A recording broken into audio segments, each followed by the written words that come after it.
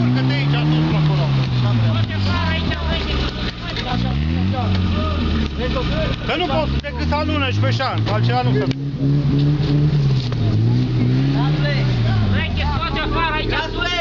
Nu te fă pozele alea!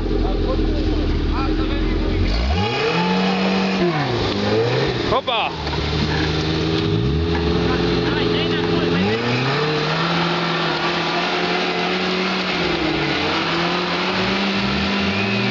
Gaz în groapă!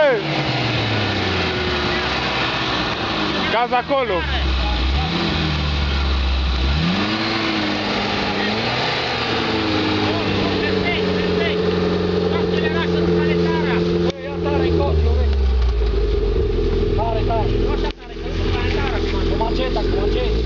Bagă mâna în unghiul, băi! Dă-i că te ține! Hai, urcă-te pe prag! Urcă-te pe prag, bă! Urcă-te pe prag, bă! Ui, mă! Hai, să bă! Hai, bă! Hai, bă! Hai, bă!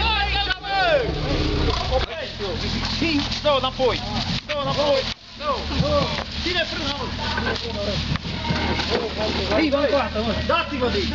Gata, lasă! Hai, Fanei!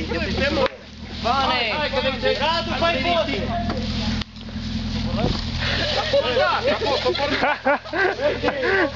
Poate am poră, mă! Nu mai pot!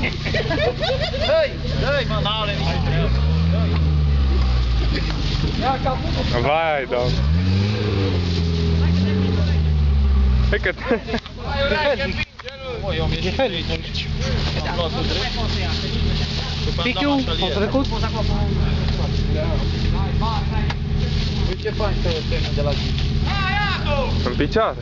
Acum e drept, așa în partea asta. Acum suntem de la Jeep drept. Asta e poziția de drept, peste tot, e coloboc. Nu este! Era pe la pe prea vrei tu. Hai, ureche, dă-i una!